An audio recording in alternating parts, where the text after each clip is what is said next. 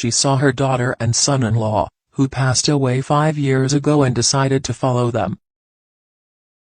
Margaret Goodman checked the contents of the travel bags she was planning on taking with her on a trip to the ocean coast.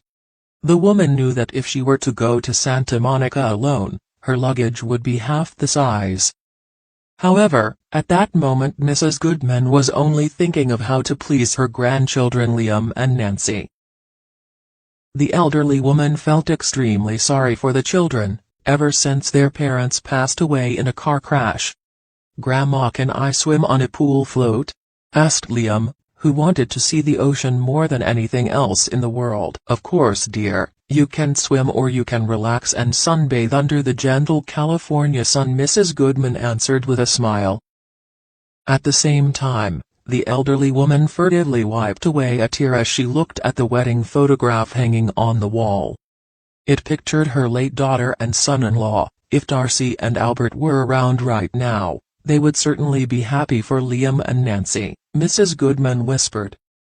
Painful memories of the events that happened 5 years ago were still fresh in the woman's mind. On that fateful day, Darcy and Albert left the kids with Mrs. Goodman and went out of town on a camping trip.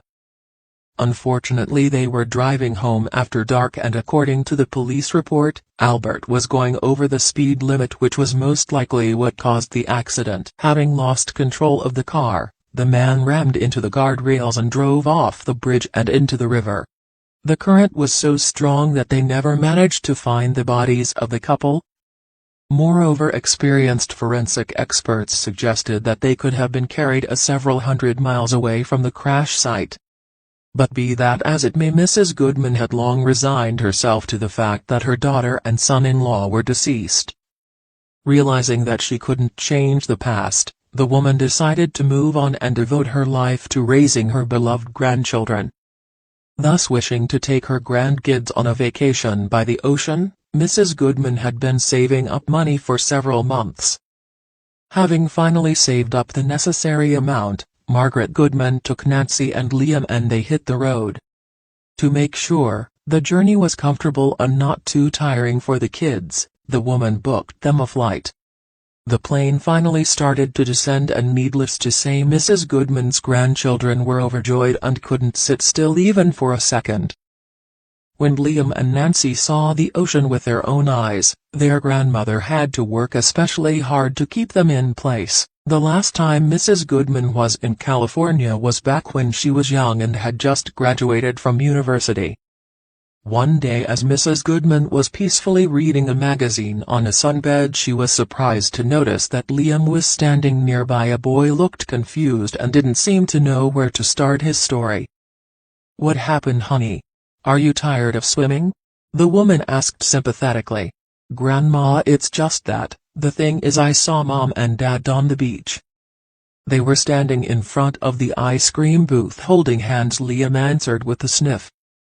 Having heard her grandson's words, Mrs. Goodman turned visibly pale and then, pulling herself together, said, "My boy, you must have made a mistake.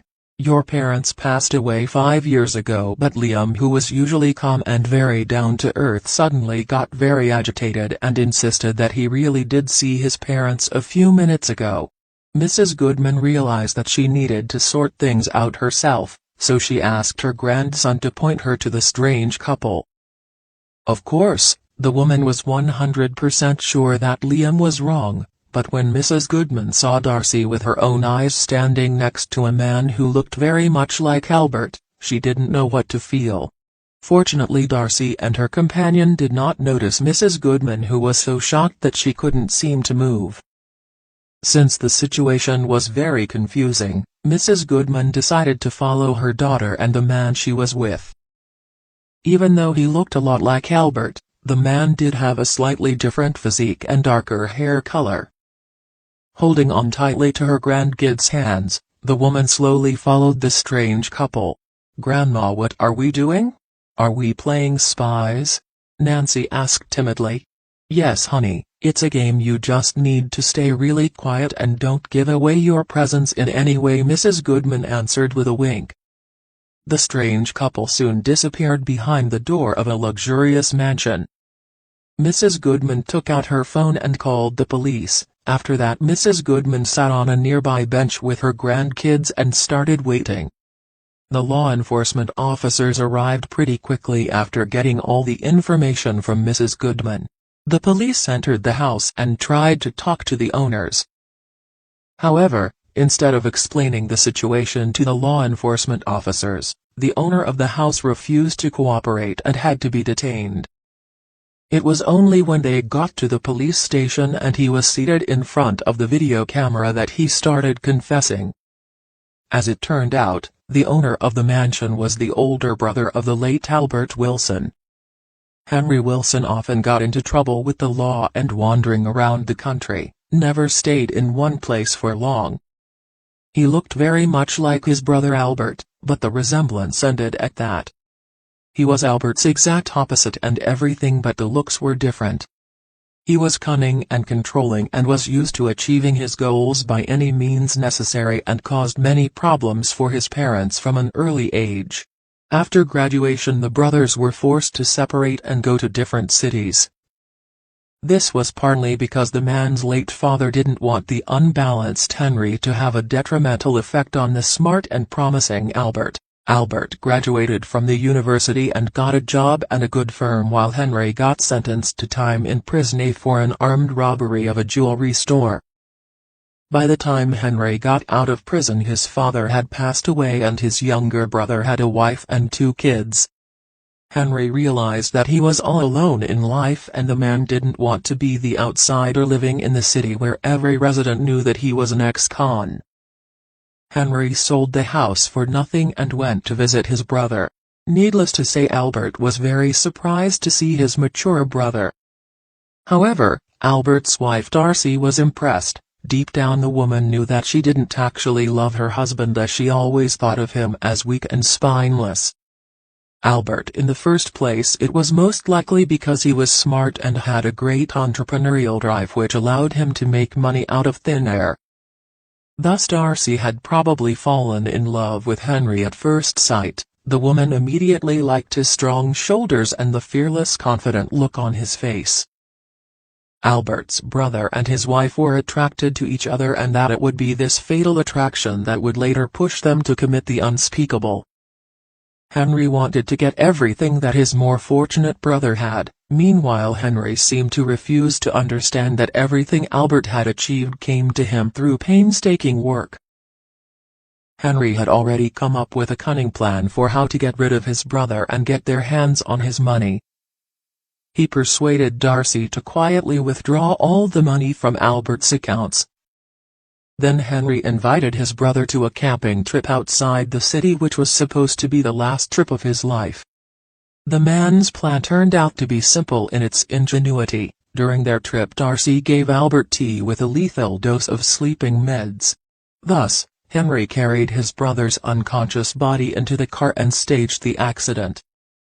Unfortunately, Henry and Darcy didn't take into account the fact that whatever is acquired by unlawful means could never bring happiness in life. Mrs. Goodman shed many tears before she could come to terms with what had happened. 6 months after the arrest of the couple, there was a knock on the door of her house. Wondering who it could be, Mrs. Goodman opened the door and saw a familiar figure on the threshold. "Albert, is that you? How was this possible? Didn't you pass away?" she whispered in fear. The man only smiled in response and stepped inside. It really was Albert. As it turned out, 5 years ago the current did carry him several miles away from the site of Henry's staged accident. However, Albert was fortunate. He was found on the shore by an old fisherman who lived in a shack near the forest. For 5 years he lived in blissful ignorance, unable to remember his past. It was only when he saw the report on the arrest of Darcy and Henry on local TV that the unfortunate man remembered everything. Albert knew that he would never be able to forgive his ex-wife. However, Albert had a different purpose in life now. His kids Liam and Nancy, whom he loved more than anything else in the world and whom he was ready to take care of until the end of his days.